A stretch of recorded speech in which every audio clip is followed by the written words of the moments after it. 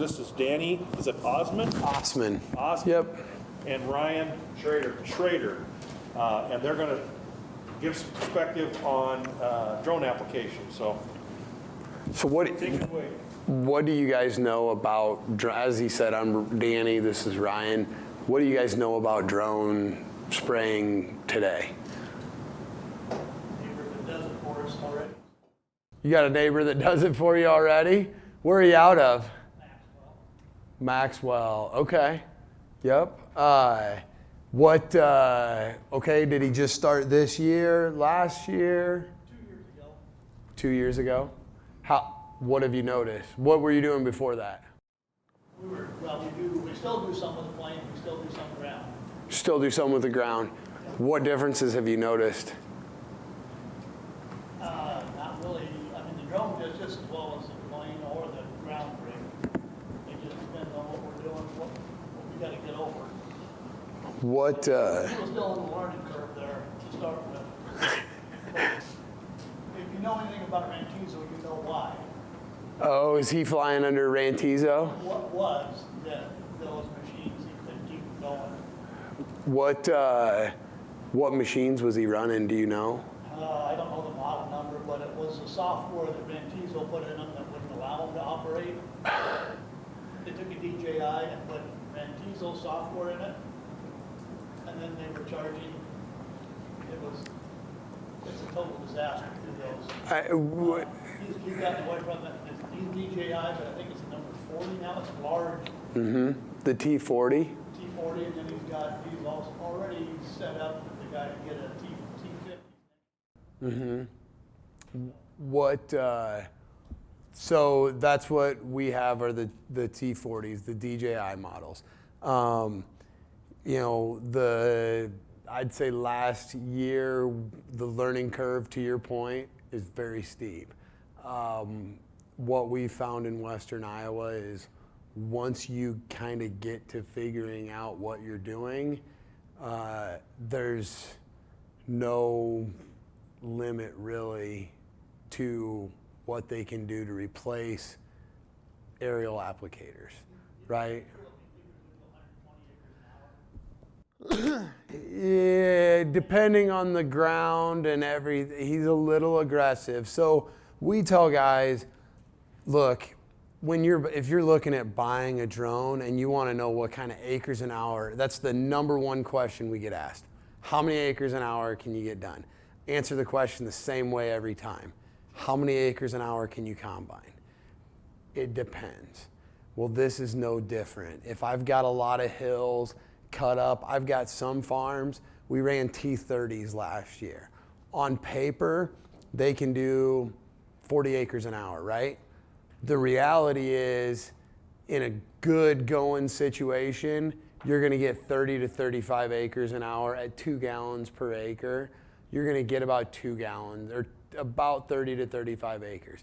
You get into I farm over in Western Iowa, you get into my cut up hills and steep hills, trees around the edges, power lines, you're gonna slow down to 25-ish acres an hour. With these T40s, we're expecting them to get on those same fields, we're expecting about 30 to 35% improvement in efficiencies. So I think there are some advantages. You just hit on the downside. The downside to these drones is it's going to take a lot more operators than it's going to with a plane. Even in a good day, if I can do 400 acres a day, that's a really good day of spraying with a drone. But the reality is it takes 10 of those to replace a plane. As far as effective, efficient, and precise, there's no better way to do it aerially. Your ground rig's probably going to be comparable. Doesn't really work over in our hill country just because we've got, you'll run over way too much corn if you try and follow those contours with a ground rig that time. It would be an unmitigated. We've seen guys try to do it and it's an unmitigated disaster. So there are places, would I say the flatlands of central Iowa is the first place to go? No, that's probably Hagee country. But you get into anything that's got any sort of a slope to it or contour and isn't shaped right, these things will blow a plane or a helicopter out of the water as far as the job that they do. I mean, the advantage to them is that they're not expensive. We think you can put these into the hands of the producer and it can be a game changer, right? We ran a custom operation this year, ran over 12,000 acres with our drones this year. Great. There's 370,000 farmland acres in my county alone. Just the amount of sheer people, but we get these into the hands of producers. That's where we think they really take off. You got young kids who want to come back to farming and maybe the operation's not big enough. Great way to supplement that income, right? What we've found is once we started, we've turned away more business than we've taken from a custom perspective just because you can't get it all done. But our local co-op has people demanding that their stuff be sprayed with drones this year. So we take that as a pretty big compliment. But I mean, they do have their challenges, right? Today for the farmer, the rules and regulations with the FAA being the #1 challenge. They're a pain, they take a lot of time, and you know, it's scary because people hear the FAA, they don't really know what to expect. And I would say from our perspective, the rules and regulations are changing so much and so fast that, and it's such a new enterprise that they don't have a specific group for drones. They just grew it in with the planes and helicopters. So there's just no, and until it's sorted out, that's sorted out, it's going to be that way. And like I said, I talked to, on any given day, I can talk to 3 people from the FAA, and I'll get a different answer on a question because they'll tell you, you know, honestly, that's the first time we've had to deal with this. So, I mean, this is all new. The FAA is trying to figure it out. The state of Iowa is even still trying to figure everything out, right? They're reluctant on issuing things. The challenges with it are that. But the reality is, in the long run, they're safer, right? I'm not flying a drone. If I'm spraying, I can't tell you how many times last year I'd have someone come up and tell me how much they like the drone if they're near a town, if they have a pool or a pond in their area. They don't want those things sprayed. And they've all got a story for what the plane did. And you know, these are, as far as accurate, load by load. So for a load in my tank is 10.5 gallons. That's the current capacity of the T40, which is 40. The 40 is the liters. So it's a 40-liter tank. It's just over 10 gallons. So I'm going to do roughly 5 acres per fill. On that 5 acres, I'm going to be within, on average, there might be some that gets 1.9, some that gets 2.1. It's not exact on a 5-foot, radius, but across that, it's a much more even coverage. The pumps adjust with the speed of the drone. Everything is GPSed. You're gonna get about a 32-foot pattern. Somewhere between 32 and 36 feet, you'll start to have streaking. So you really don't want to get above that. The new T40s, to your point, they're an unpressurized system. So they have a spinner disc on each nozzle. They only have 2 nozzles, and they're basically cutting the droplet size. The beauty of that is you can adjust your droplet size in the air. So, if you guys need, I was talking, I don't think it was Terry, but it was a guy over in my area who is looking at, he just bought one for biologicals, and I don't know what he was some sugars, I think is what he was putting on, was some sugars. And he said, I'm really worried about it coming up. Well, with these, you just make sure your droplet size is big so that you're forcing it through you're forcing it through a bigger hose, and it's a lot, they're much more efficient. I guess I'll go through this. So, sprayer drones, just a big drone. I mean, I think everybody at least has heard of them and kind of knows.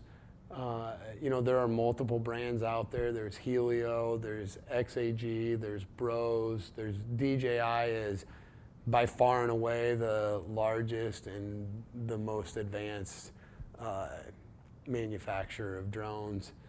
They are Chinese. 3 of those 4 companies are Chinese manufacturers. That's just the reality, Helio being the exception.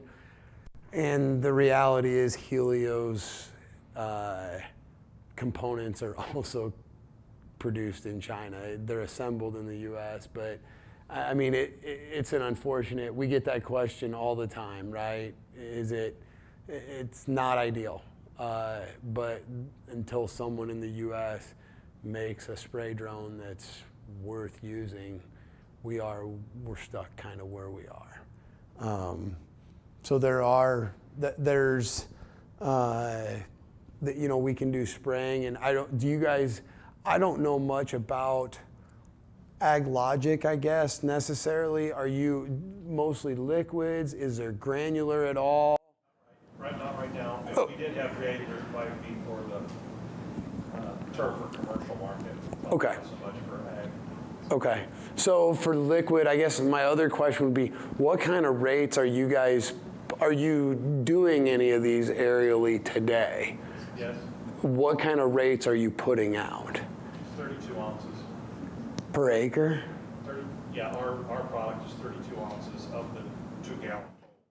Okay, so you're mixing into a 2 gallon. I didn't know some, you get into some of the chemicals and they need a 9 to 15 gallon rate to really be effective. But if we're on a Higgy or some type of a sprayer, you're going to be in the 10 to 20 gallon range. We've had people go down to 12, but we've had the last 2 years we've had people successfully apply our product at the 32 ounce rate with water mainly. We have had some people mix it with fungicide with good success. We weren't sure either how effective our product would be at that low of a total rate, but so far we've gotten really good results. So it's new. We're just like for you guys. It's a whole new world for us. We're just playing with it to see what's out there. We haven't done any official research ourselves, but like Larry and several other of our customers that have played around with drones, they seem to be getting along great. And we've been doing it in airplanes for some time at like a 3 gallon rate, airplanes and helicopters, and had good success.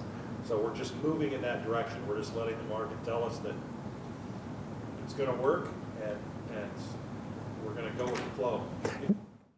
Now with these drones, I'm glad you bring that up. With the new T40s, one of the big advantages is I can get more flow. So I can get 3.5 or more gallons per minute out of it. The T30, they're gonna tell you can get 2. I got maxed out about 1.8 to 1.9, depending on what I was trying to put through it. So your speed, you can dump that load a lot faster. It will increase what you can do if you need to do that 3 gallon per acre type of rate.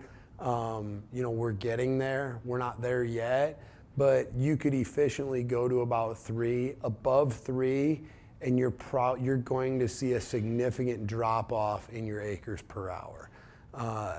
Even at 3, you're going to see probably a 20 to 25% reduction, but there's something about that larger, when you go out and back, the more ferrying time, and it chews up batteries faster. You get above 3, they get pretty inefficient.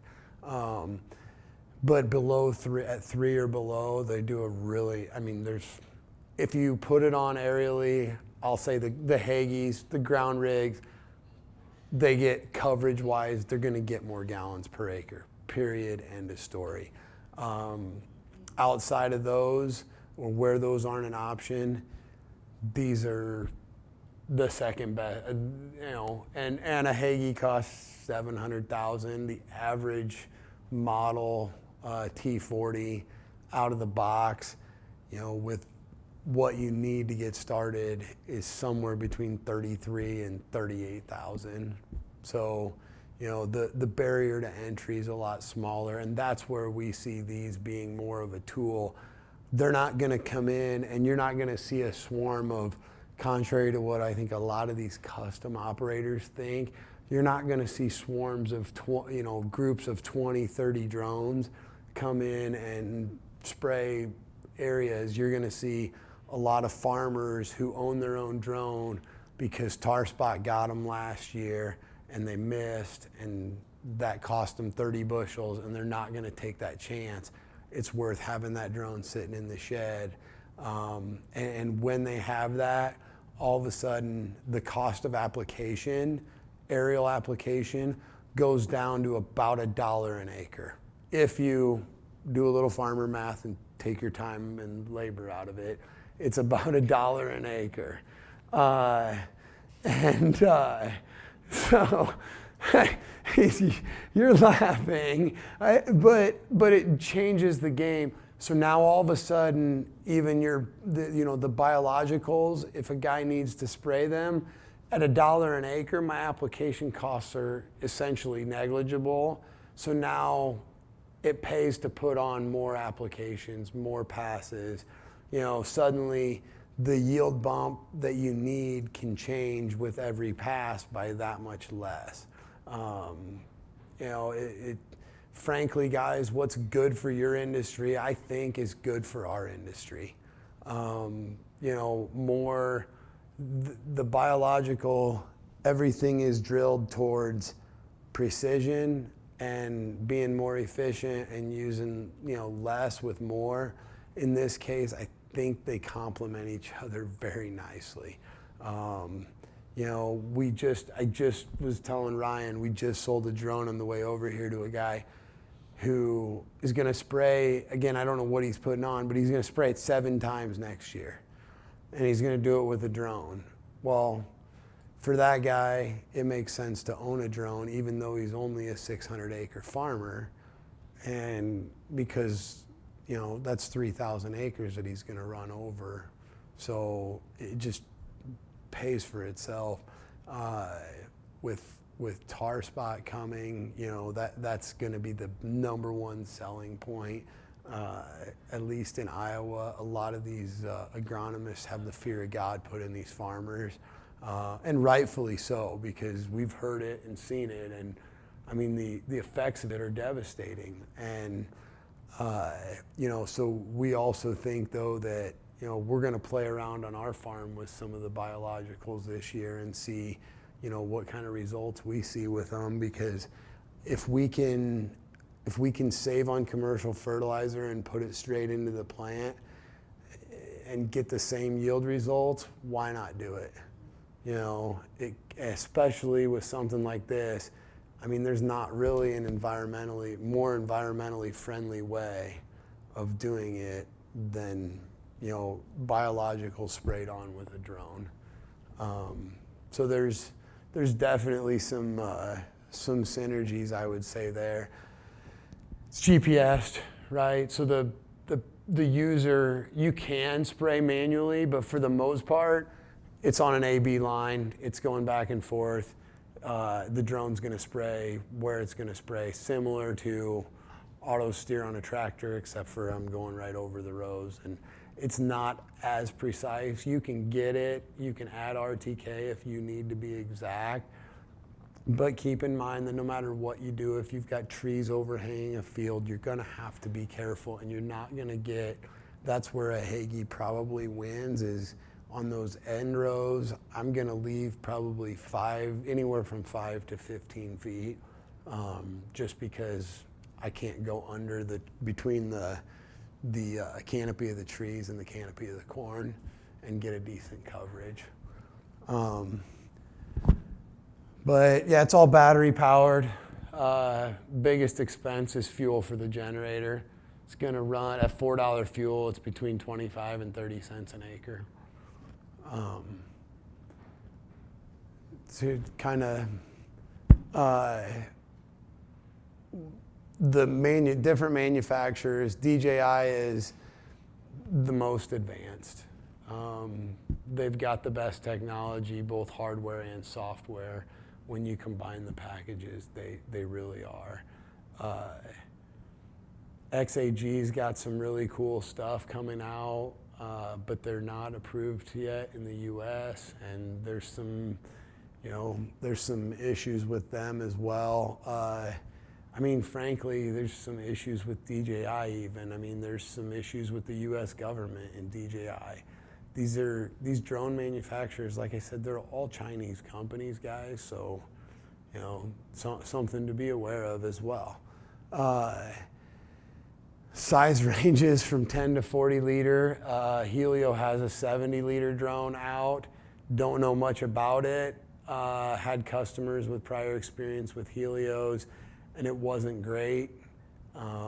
So I don't know much about the new ones, but they could be something to watch out for. I mean, today we think DJI is the best, but with how fast this is advancing, we just don't know. 10 to 40 liters. The T40 is a 40 liter. I can tell you, we have sold exactly 0 of any drone other than the T40 since the T40 has come out. So nobody, whether it's people that want the bigger capacity, or it's people that want the newest technology, and the remotes are far more advanced. A lot of the radar systems are better. So either for various reasons, but that's pretty much what people are buying. FAA regulations have slowed adoption. We see a day, we don't know when it'll be, but where the producer can go out and spray his own fields without an entire 137 and having to look like he's a spray plane operator. Just because of the safety issues, and the biggest reason is they have a lot of applications stacking up on their desks in DC right now. We'd like to see the farm lobby get involved in this. They're probably going to remain neutral because of the plane and helicopters. They work closely together as well, but ultimately, this is where we think the world is going. It's more nimble, more efficient. Here's what you got to have. 107, that's the test that you have to take. It's not that hard. I'd say 8 to 10 hours of studying and going through practice exams, and you can pretty much get that. You got to get 70%. The biggest thing is understanding airspaces and things like that, and where you can and cannot fly. Luckily, the T40 remote's going to tell you where you have restricted airspaces, so kind of making it more dummy-proof than before. The 137 is what you need to legally dispense chemicals from a drone. Takes time. You're filing paperwork. This heavy drone exemption is part of that 137. So you have to have that, you have to have your 107, and then you can apply for your 137. Yes, sir. Yeah. I had a drone pilot ask me a question. He asked us if we were required to be EPA certified as a biostimulant, and I said no.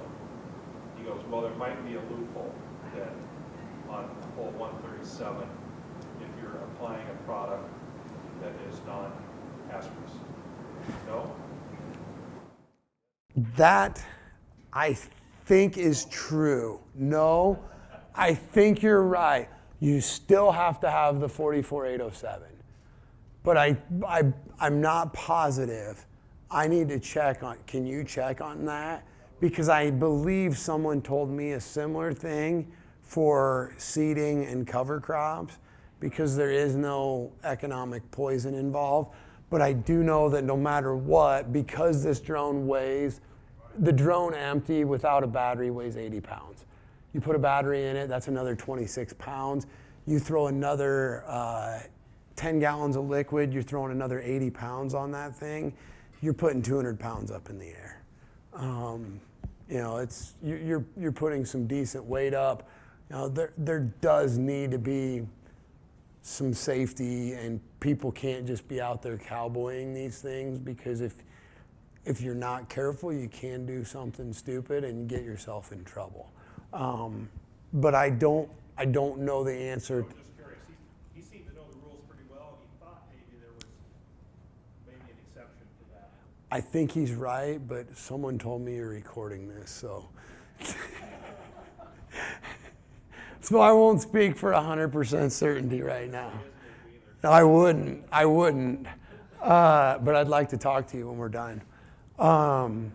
Why?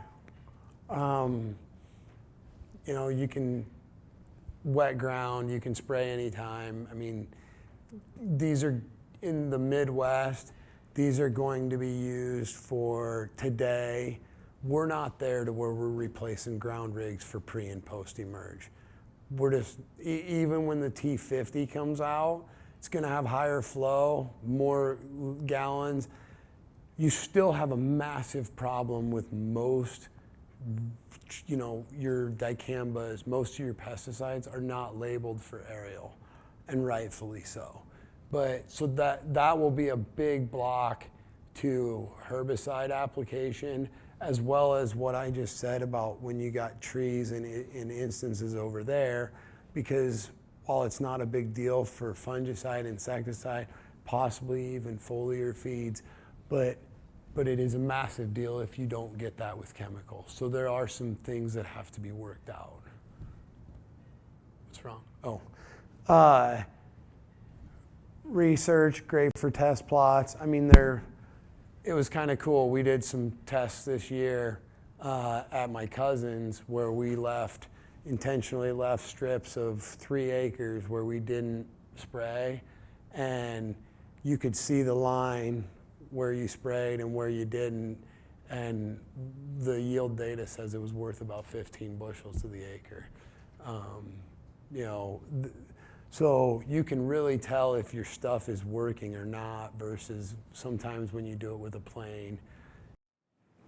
So a couple applications I think would be good. One would be food plots for hunters. A lot of times they're remote and they can't get back there with the side-by-side or whatever, and they're walking around with a backpack sprayer, spraying 3 acres.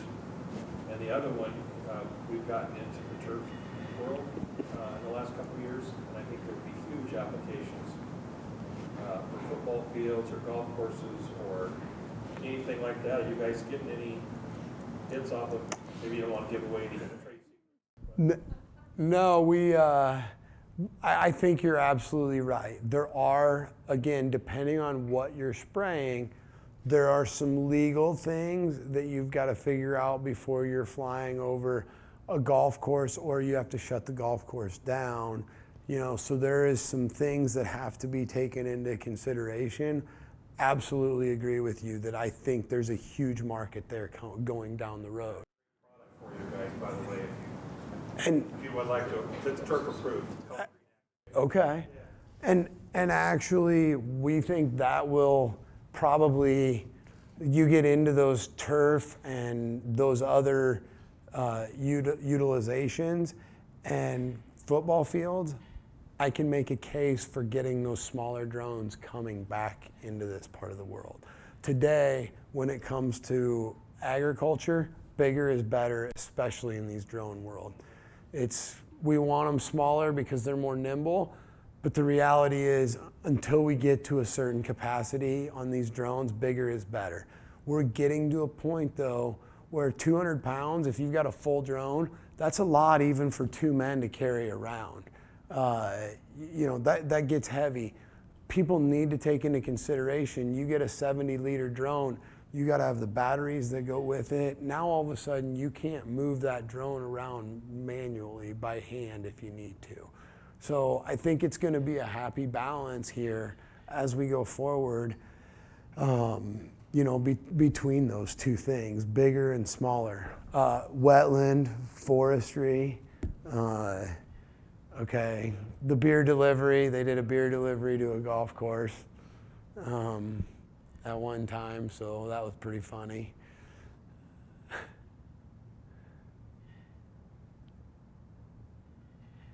But these are, if you're used to a scout drone, I had a lot of guys ask, can I use this thing to scout my fields while I'm spraying? I say, it has a camera, but it's not the camera that it's for flying the drone, not for taking images of your crops. And it's like I tell them, I say, they say, well, can I visually at least check my field? And they say, yes, you absolutely can. But it's the equivalent of taking an 18-wheeler out to crop scout your fields when you have a perfectly good 1500 sitting there. The smaller drones are much better for the crop scouting. They do work together with the bigger ones. You can write prescription maps with the Mavic 3 multispectral. You can fly a field, figure out your areas of high weed pressure, upload that prescription map into the T40, or if you wanted to take some imagery of leaf tissue sample or a tissue color, leaf color, you can plug that in and you could plug that in and maybe it kicks out what do we need to put on that or where, and variable rate. It won't be a true variable rate, but it will be segmented into pieces, so you can variable apply it by medium, low, and high pressure. So there is some technology, I think, coming that is going to make these better and better. The other thing that people don't take into, we got a lot of wild cucumber in my area. Comes up in all the creeks and everywhere else. I had a lot of people, $7 corn helps, but a lot of guys that wanted you to come and just spray a little 2,4-D and kill my wild cucumber in my waterways. Stuff like that. Again, one of the, I think, largely untapped markets is going to be the foliar feeds, the biologicals. I think the spoon feeding of them works really well with what we've got with the drone technology. They really do. What's the number one problem with aerial application? Can't get it done when you want it done. Okay, that's also one. In our part of the world, it's you cannot get it. You get it done when the planes or helicopters tell you you will get it done. You try and do the best you can, but you get it done when they say you get it done. The more of these that get into producers' hands, the more we can put that back into their hands. I mean, with the diseases and with how timely feeding of these crops needs to be, these are hands down. These are the way in which we can do that. Custom. If guys we think there's another year to 2 years to get in on the custom business. After that, we think after about 2 years, we think the majority of the sales become producers, just because even us from a custom perspective, we can't get to people necessarily. We get to them as soon as we can, but we've actually put all of our custom business into the hands of a co-op, our local co-op, because I don't want to be the guy, if you call me and you call me, guess what? Both of yours are the most important that I spray tomorrow. Well, how do I pick where I go? So, you got to be aware of that even from a custom. They're great. There you go, under $1 an acre cost. Fuel and then battery depreciation is your true other cost. Now that doesn't include your insurance depending on acres. Your insurance is going to be, depending on what you go with, $3,000 to $5,000 a year, somewhere in there, to carry your liability and everything that you need. So that's something to be aware of. I would call these fairly realistic today. When they came out with the T30s, there was a lot of overselling done on the true capacities of them. This number was more like 30 to 40 acres an hour. You get into some of the stuff where you've got hills and everything else, you're gonna get about 20 acres an hour, and that's about it. But it's the same stuff that you're gonna combine at half speed. So you just have to kind of know that going in. And it's also the same stuff that the planes really can't or won't do. So it's not really getting done today. So there are some definite advantages to those.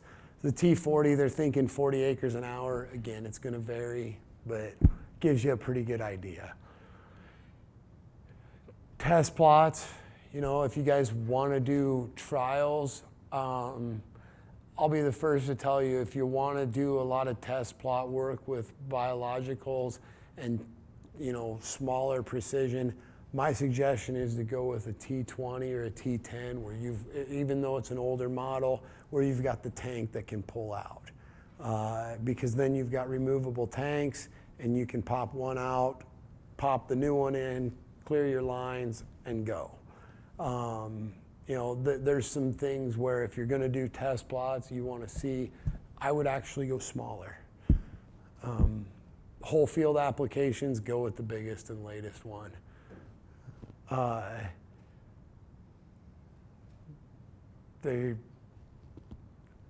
This is what your map's going to look like when you're done. So these are your ferrying to and from the field. They didn't remove all of them, but they removed most of them. No, they didn't. They're down here. So you can see this drone, someone was parked probably here, and they moved over to here. They sprayed all this. They left this strip. I don't know why. My guess is there's a pivot or something there. But that's what your application map will show, how it was applied.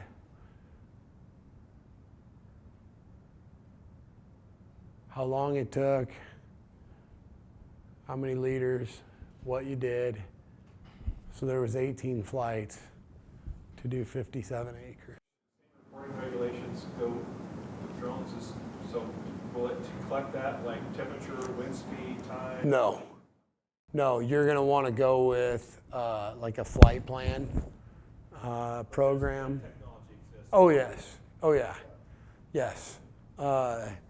Yep, depending on how many acres you're going to do, yes, you're gonna want. You can do it manually, but you're better off doing it through a program.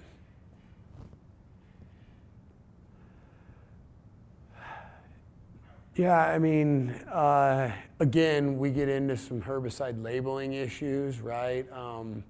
Remedy, crossbow, grazon, those are not labeled for aerial, so that's a challenge with pastures, but you can do some, we did some 2,4-D last year. So, it works really well.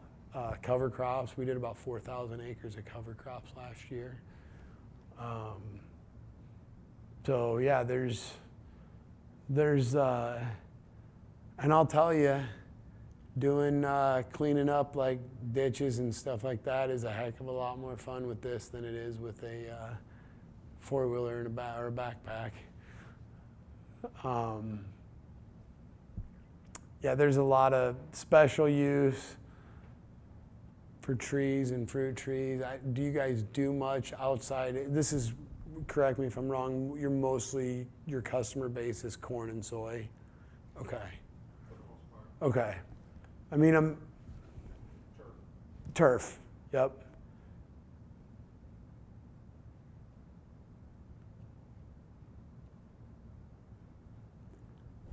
Generator.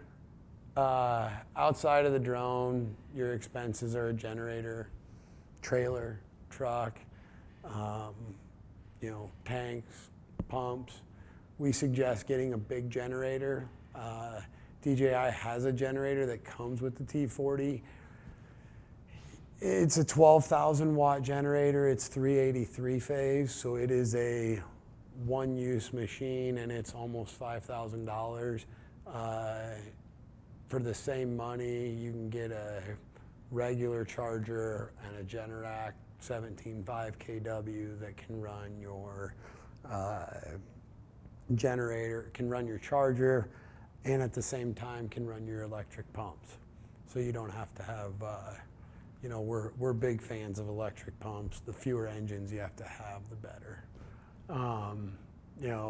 And it takes, at first it's going to take you, 10, 15 minutes to map a field. By the end of the season, we were doing it in probably 2. You get better at it. And then you decide what you can change the direction of the flight and edit anything about that flight before you take off. Change your gallons per acre. It'll spray 9 gallon an acre. It's just going to take forever. Is it similar to like Drone Deploy or something? The program? Can you map it? It's through DJI. It's DJI's app. It's through the AGM. The mapping is like this map. This is on, DJI has what's called AGMS. It's their ag management system. So you upload the flight logs from the drone, and then it'll show up. And actually, there's an app as well.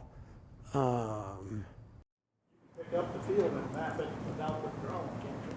What's that? You can map the field without the drone, look at the guy that has it near us. Yeah. Yeah. Yeah, you can just do it. Just draw your finger around the edge. Yeah. It was done, and you didn't have to go with the. You mean fly the drone around? We've never, that's what we say when we're mapping, you're pointing. When you had the other ones, you had to map it with the drone. Oh. Really? And you had, that was through Rantizo. That was That has to be in their software because DJI, that's not a DJI thing. Yeah, it's just. You're adding waypoints, and then it'll map it. Now the T40, the way it does it is a little different. It's going to map the whole field and not show you your route segments. The T30, when you map it, it's going to show you the flight path. So just a little, and then the T40, it's once you turn the drone on and up. So the manner in which it shows you the path is different, but you can change the path. You can, if it's the drone, it'll naturally want to fly this way, but if you know there's another reason you want to fly this way because of the way the hill lays and you don't want it climbing up and down, you want it going alongside, then you can edit that. You can edit your gallons per acre. You can change your droplet size in the air if you want. So you can edit pretty much anything. You can edit the map up until you start spraying. Once you start spraying, then once you start spraying, you're kind of committed. So you want to make sure you got your boundaries right before you start.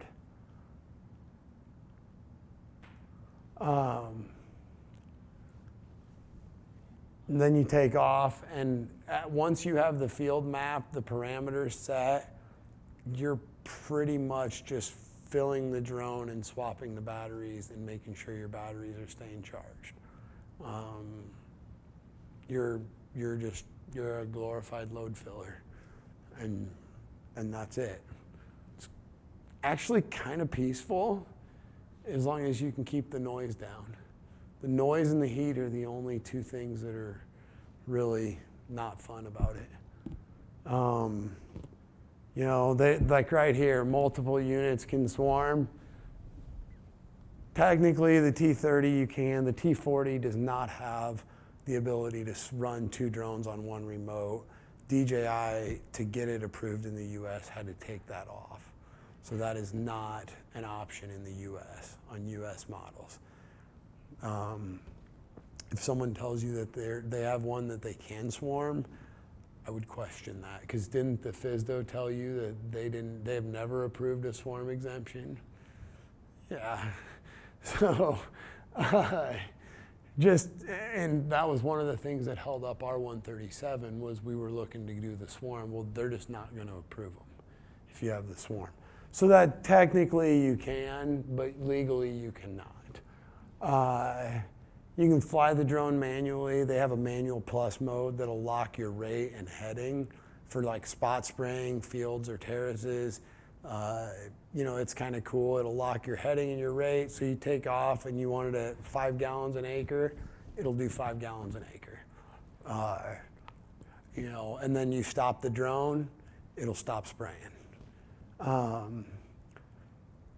So yeah, there's a lot of slopes up to 30 degrees. Picture of a generator. I mean, in general, today's units are going to have a trailer. They're not going to be on a pickup. We're experimenting with a unit that's going to be on a pickup, but I can tell you it's not a half ton. It's a dually, and it's heavy duty, and it's going to take, you're hauling 500 gallons of liquid around.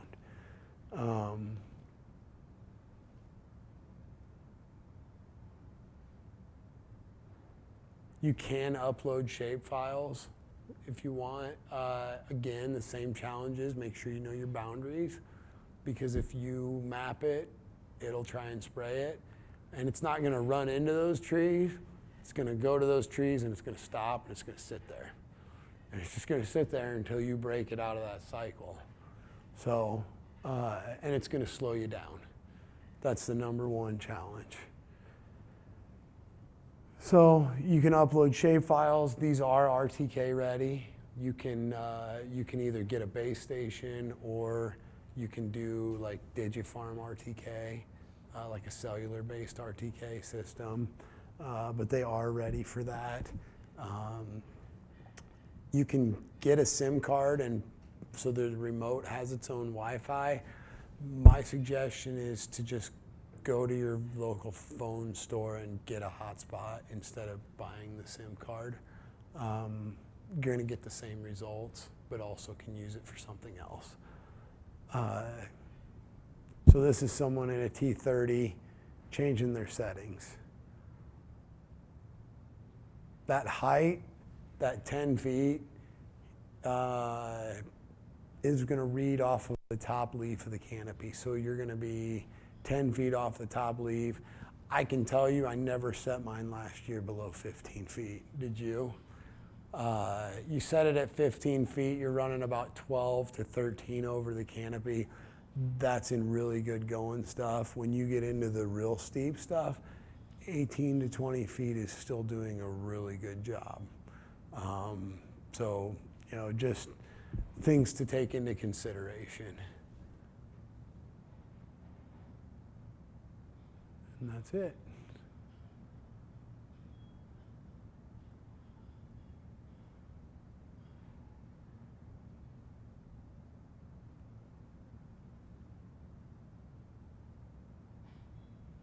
So then when it is empty, if it's empty or the battery gets low, it will come right back to you.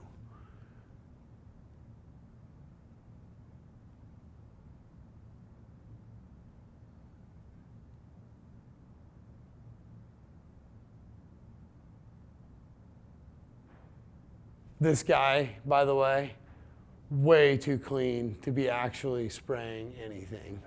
I can promise you that's his first tank of the day.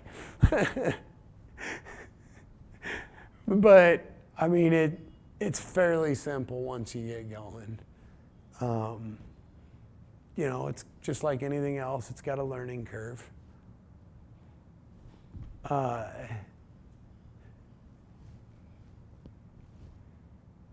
The T10, it's a good drone. I don't have much experience with it, but we talked about if you want to do test plots or trials, you know, you can see on the top, the tank itself has a handle.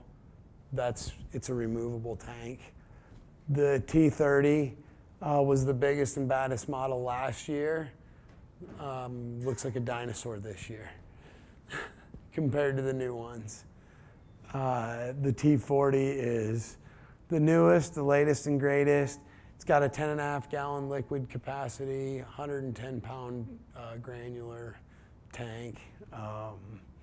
You know, works great for cover. We were in Minnesota yesterday, actually, working with a company to get they've got a vac system so that we can load granular.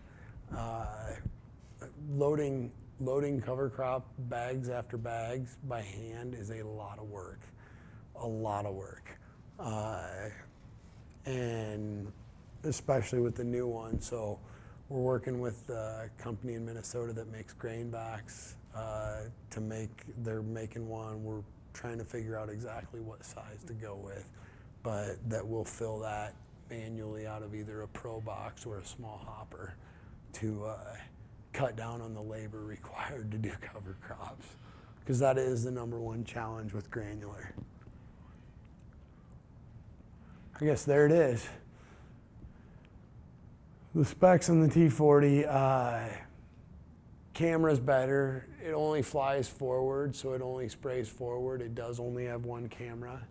The rotary nozzles are really nice. I'm excited to see how much better the coverage will be with those than with the traditional T-jet nozzles.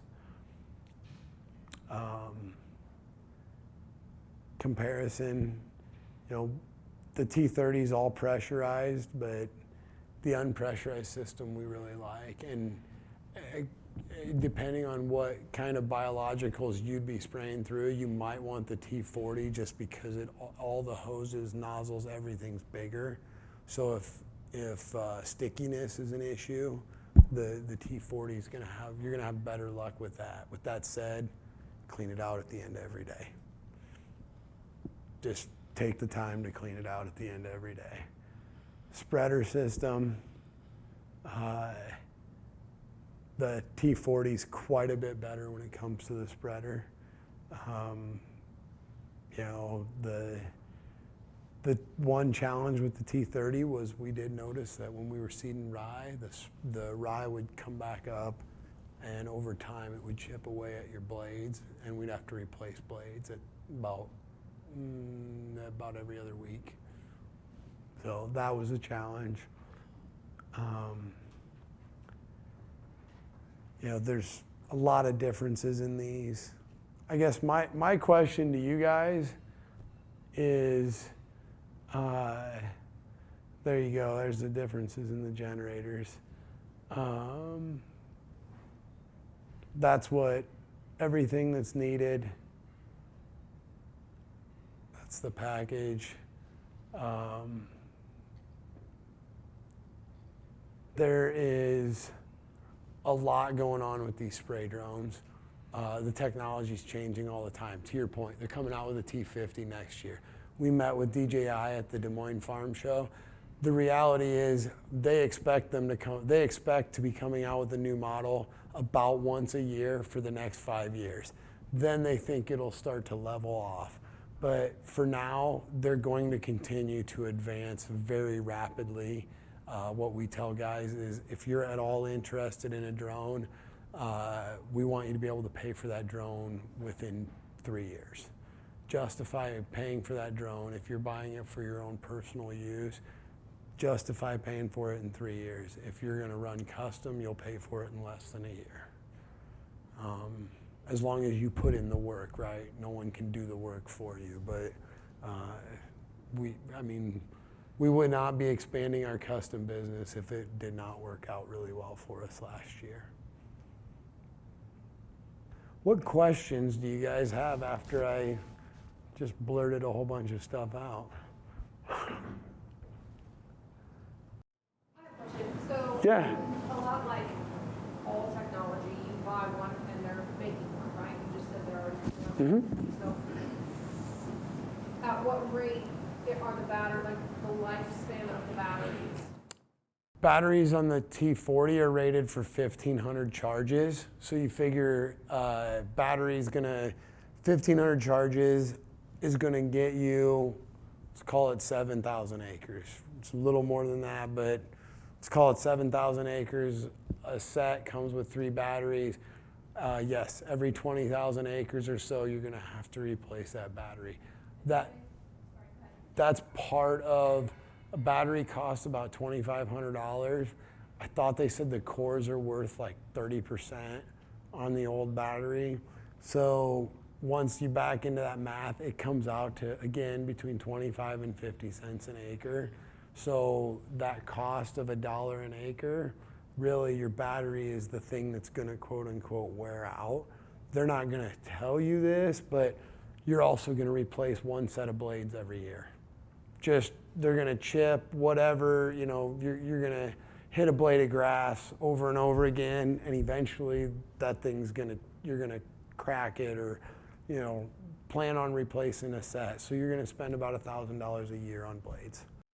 And do they have, right now, since they're making these so quickly and there is an actual market for it, is there like a battery recycle program? Like if I send in 3, you'll give me a discount? Like, are there programs like that? The core, yeah, there's the core trade-in, right? The cores are, I think, yeah, they'll give you like, I thought they said 30%. Isn't that what he said? The first one you buy is 2,500. Then your second one is bad. You get it to them, and your second one costs you like 1,700. There's a credit for the core. So you said you did 12,000 acres last year. Is that with the T? Combined T30s. Oh, T30. So were you swarming those? No. No, we were not. Well,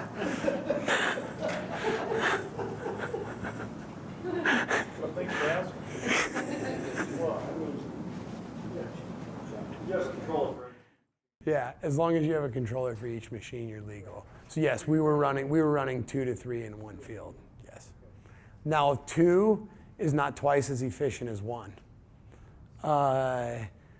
It seems like it would be, but it's not, because inevitably you're gonna have one coming in and one wants to go out. When one's coming in, becomes a safety concern, right? So you gotta wait with the one on the ground. You cannot put it back up in the air. Even though they have obstacle avoidance, when they're both running at max speed, that obstacle avoidance ain't gonna be fast enough. I can promise you that. Allegedly.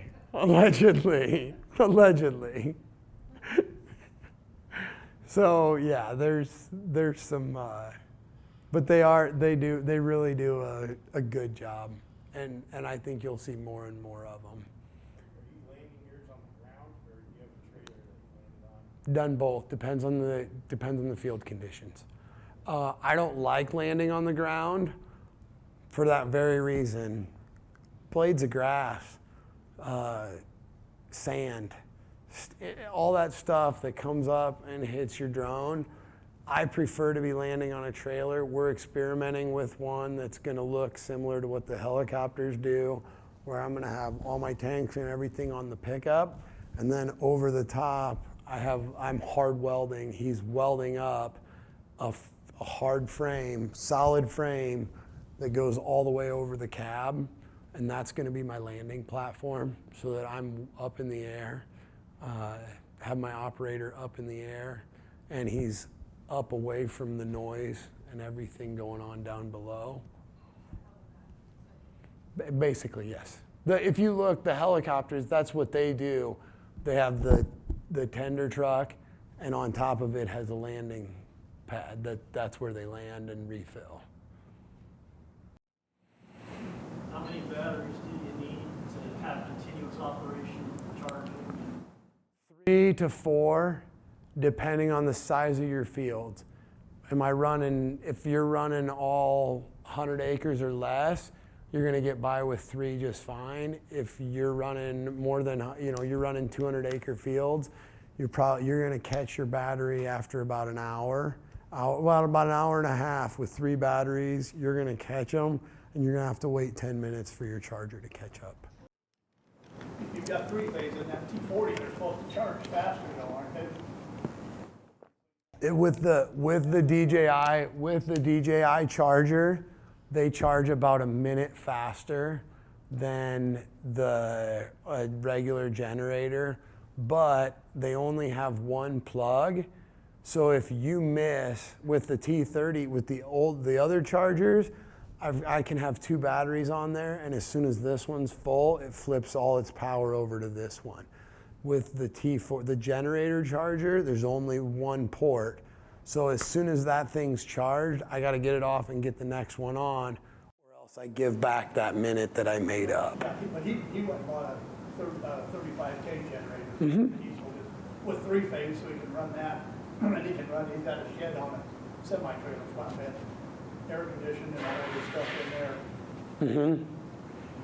With lights and, so he was figuring he wouldn't have a problem with 2 batteries, but he might 2 batteries? keep 2 batteries to charge. Based on what you just told me, he spent an awful lot of money to save $5,000 on batteries. The generator he got 3,000, but I think it had 10 hours on it. Which I figured when he told me that was pretty cheap, there must be something wrong with it, but it didn't seem to be. That's awful cheap for a 3-phase diesel generator. Because the ones we've seen have been more like 30,000.